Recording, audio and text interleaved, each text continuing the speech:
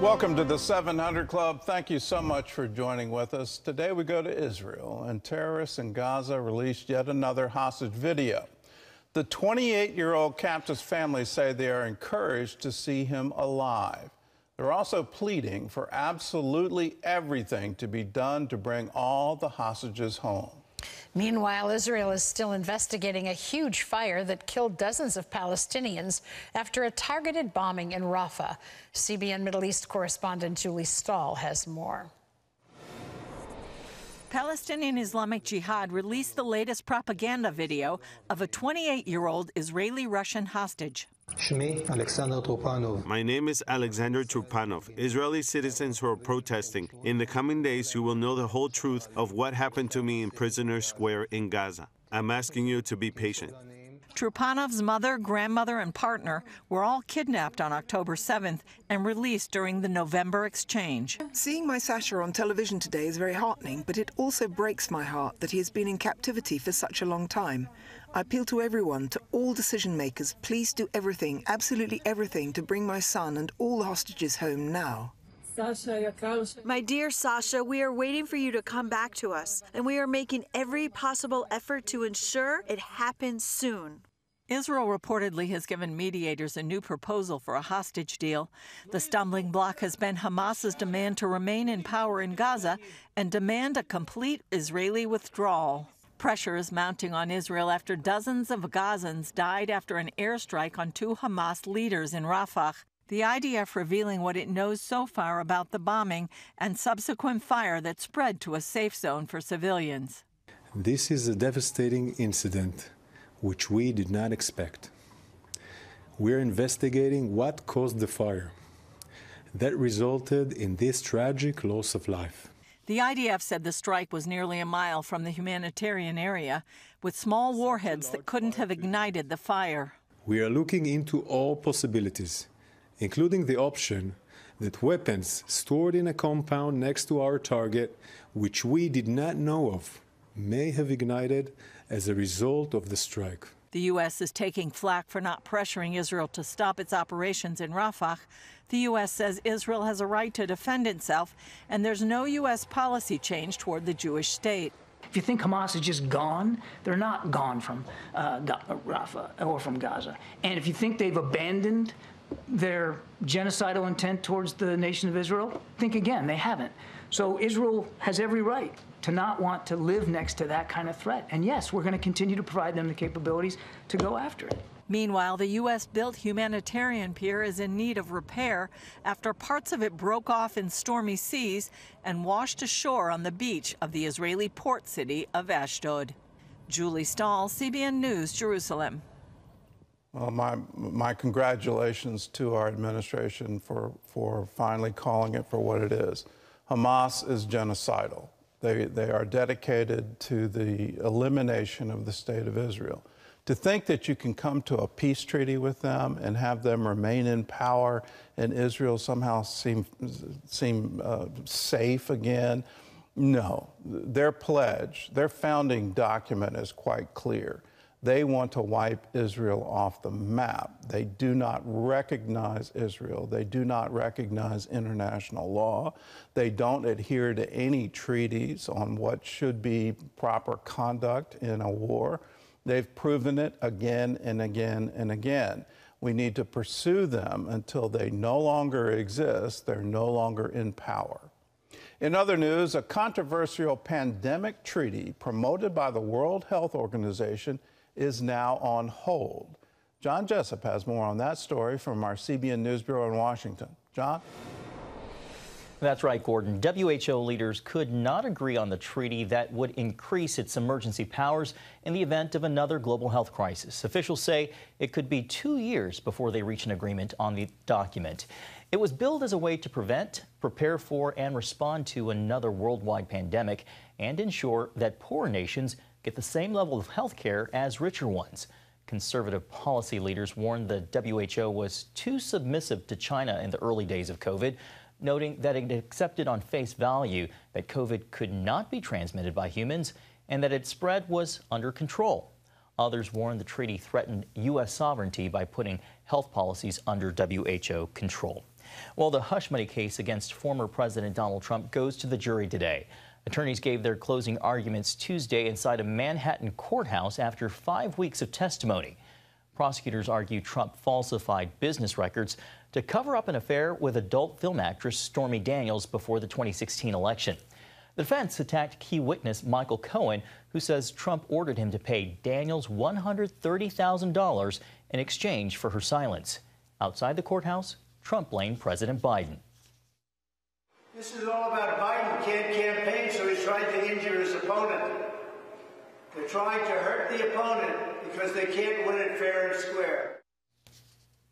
The judge gives instructions to the 5 women and 7 men of the jury this morning, and deliberations are expected to begin shortly thereafter. Trump is facing prison time if convicted. Well, this week, the Supreme Court could release an unprecedented decision regarding presidential immunity. Former President Trump argued that he shouldn't be held liable for actions taken while in office. As CBN's Gary Lane reports, the court's ruling could have a significant impact on the power of the presidency.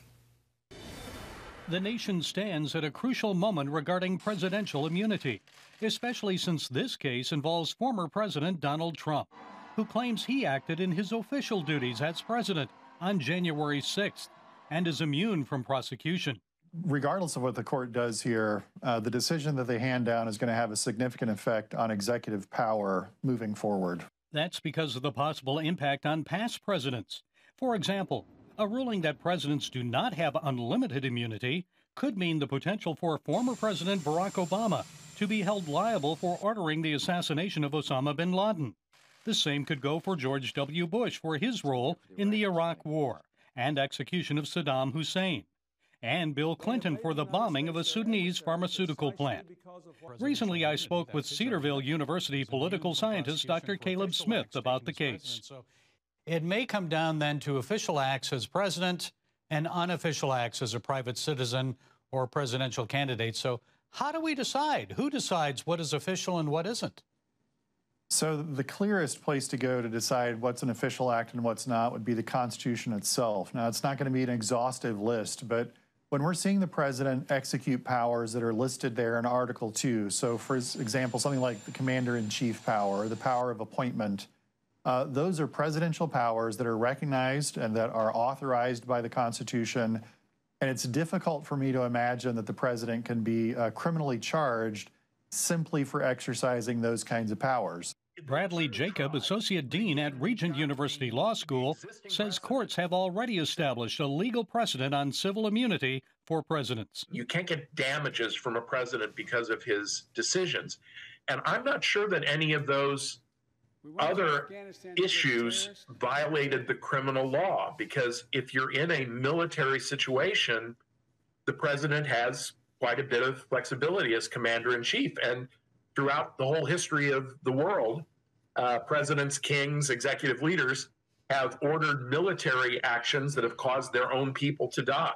Smith argues that the U.S. Supreme Court is likely to rule that presidents are subject to the same criminal standards as military officers. You have certain proper functions. You have the rules that are in place under the Uniform Code of Military Justice. Once you step outside of those, well, then you can be held responsible. I think the president's going to end up in a similar place. Most constitutional law scholars agree the court is likely to rule that presidents have immunity from prosecution only for their official acts as president. So does that mean Donald Trump's criminal trials could be dismissed? I don't know that any of them will go away. Maybe a few of the allegations, a few of the indictments will be thrown out, but by and large, I think you're going to see continued movement towards the trials of President Trump, but probably not fast enough to reach any conclusions before the election. Regardless, this historic and unprecedented Supreme Court decision is expected to result in constitutional consequences, not only for Donald Trump, but for the future of the American presidency. Gary Lane, CBN News. The case expected to be consequential. Gordon? Well, it is going to be consequential, and it'll be consequential also for the upcoming election, depending on how the Supreme Court rules. In law, they have a saying, bad facts lead to bad law, and we're dealing with a whole lot of bad facts here. and what's going to come out of it. I do want to point out that the trigger case for this was violation of the Secrecy Act, the Official Records Act. And what are ex-presidents allowed to take with them, ex-office holders allowed to take with them after they leave office? And so Donald Trump took documents down to Mar-a-Lago, but Joe Biden took documents from his time in the vice presidency. And here's what Joe did. He actually had an interview with an author. He's publishing a book. He's expecting to make money on that. And in the interview with the author, he is quoting and acknowledging in the quote that he's talking about secret documents. And he has them in his office, and he's being interviewed by an author who has no security clearance at all, intending to have it published in a book. And the Department of Justice made a decision, we're not going to charge him. And the reason we're not going to charge him is we don't think it will have an impact on the jury, because he's going to seem like a confused, befuddled old man, and we won't be able to get a conviction. Well, that's no basis for a legal system. If you're going to enforce it against Trump, you have to also enforce it against Biden. If you don't, then everyone looks at what you're doing and saying, there's obvious bias here. Why does one office holder get away with it and the other office holder is held accountable? It doesn't make sense to the average American.